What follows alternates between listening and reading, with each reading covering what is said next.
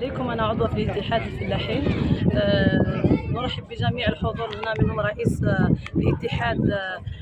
الاتحاد الوطني للفلاحين ورئيس الغرفة الوطنية وجميع الحضور هنا نشكرهم اليوم، نشكر ثاني الغرفة الفلاحية بالتنسيق مع الاتحاد الفلاحين على هذه المبادرة الجبارة اللي داروها اليوم، اللي هو معرض، وبإذن الله راهو معرض ناجح بإذن الله على مستوى، وليس على مستوى الشرق بل على مستوى الجزائر. اليوم الفلاح راهو عرف بالبرودوي تاعو اللي هو العسل بانواعها، سواء بليكاليتي وبيان لا فاريتي. سما راهو اليوم الفلاح وديجا اليوم النحالين عرفوا بعضهم، والمجتمع الخنشلي او المواطن بيان، سواء كان في خنشله ولا خارج خنشله، يسمى جاونا ناس بيان سور خارج خنشله راهم يتعرفوا على البرودوي تاع خنشله، ونحبوا نقولوا لهم مرحبا بهم. واليوم بالذات راهم داروا لهم اسعار معقوله لمده ثلاث ايام، وراح نقول لهم مرحبا بهم ونشكركم على الزياره. شكرا. فيها 1000 نحاج اللي فعليا فيه الناس 150 اللي راهم يستفادوا من البرامج تاع الدوله، ديما حاضرين معنا في المحاضرات، كاينين معنا. فيما يخص الزعفران عندنا 15 منتج تاع الزعفران، وعندهم حتى منتجين تاع لي بول تاع الزريعه تاع الزعفران، هي اللي خلاتهم انهم يكتسبوا شويه السوق الوطني، وتكون عندهم شويه في الجزائر، يكون عندهم صدى شويه اللي خلاهم يكونوا عندهم سيد. وهذه نسبه الشباب الفلاحين تاع ولايه خرشله النسبه تاعها تكون 48% من نسبه الشباب الفلاحين اللي عندنا، فيهم الاناث 18%، والمجموع العام تاع الفلاحين تاعنا الحالي السنه هذه رانا في 52 و600. الله يبارك. نقدموا الاسعار في المتناول عند النحالين كامل. الوفره كاينه، حبوب اللقاح كاين، كل المنتوجات الخام الخاليه كاين.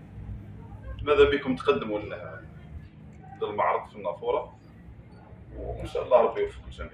مربي نحن ولاية خنشلة بلدية ولاد رشاش، ولله الحمد أننا استطعنا أننا نجيب عدة أنواع من العسل. كما راك تشوف عندنا خاصة مميزة في المنطقة نتاعنا عسل الحمر، معها نبتة خياطة عسل جبلي هذا، وعندنا عسل شوكيات، عندنا من مناطق كاليتوس، عندنا جرجير، عندنا جبل، عندنا سدر، عندنا نحال وكرا ولا كيما النوال، وين كانت مناطق المطر وكذا ينتقل لها.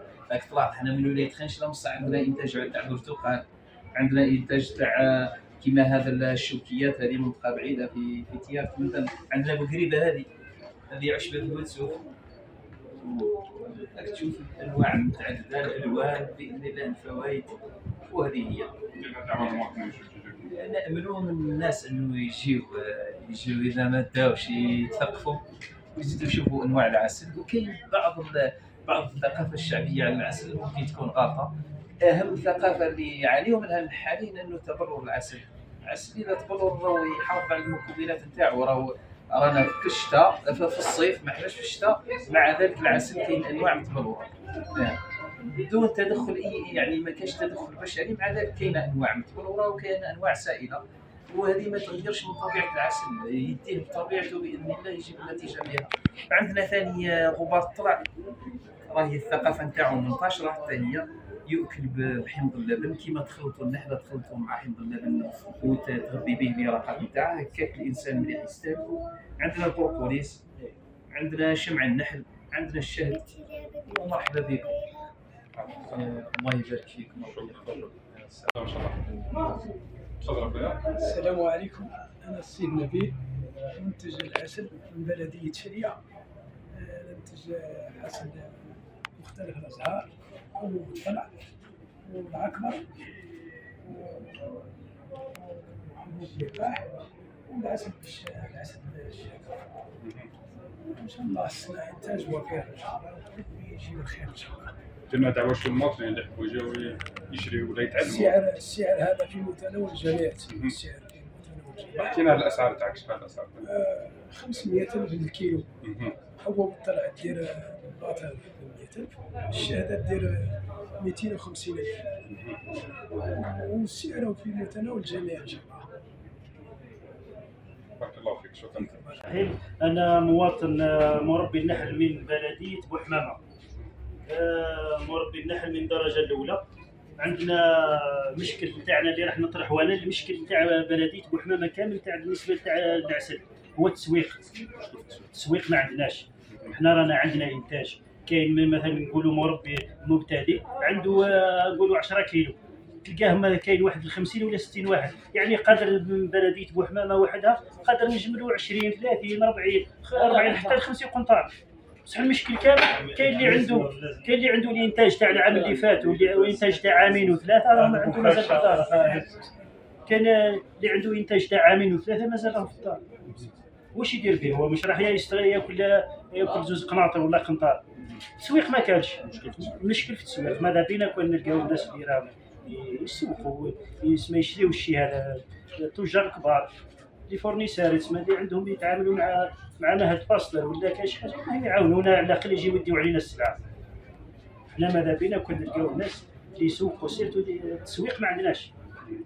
بن سمير منتج زعفران من بلدية طنجة ولاية خنشلة، أمين عام للجمعية الجزائرية لترقية زراعة الزعفران في الجزائر واللي هي جمعية وطنية تأسست سنة 2020. اليوم رانا يعني ننتجو في الزعفران هذا منذ أنا شخصيا منذ 2015 ننتجو الحمد لله كمية راهي تتجاوز بين 2 و 3 كيلو سنويا. بالنسبة للنوعية عندنا نوعية يعني من درجة أولى حسب المخابر يعني اللي جرينا فيها التحاليل اللي هي مخابر على كل حال في فرنسا في الخارج، ولكن الحمد لله اليوم كاين عندنا مخبر خصصت لنا الدولة الجزائرية اللي هو مخبر كرمسي في بوسماعيل، اللي حتى هو كعادي يدير لنا التحاليل هذه اللي تكتب لي نوع الزعفران الجزائري هو من نوعية جيدة، نوعية ممتازة درجة أولى. اليوم رانا نعملوا يعني بالنسبة لنا احنا كفلاحين وكجمعية وطنية نعملوا ترويج لهذا المنتوج هذا تاعنا، التعريف بالزعفران الجزائري اللي ماهوش معروف، يعني معروف زعفران تاع بلدان اخرى كاين في المغرب العربي ولا كما في ايران ولا افغانستان ولا، ولكن اليوم حنا الدور تاعنا راهو دور الترويج والتعريف بالمنتوج هذا اللي نعتبروه لينا حنايا هو يعتبر يعني زراعه جديده في الجزائر او دخلت الجزائر في 2009، ولكن الحمد لله اليوم رانا يعني تقدمنا خطوات كبيره بهذا الانتاج وهذه الشعبه هذه.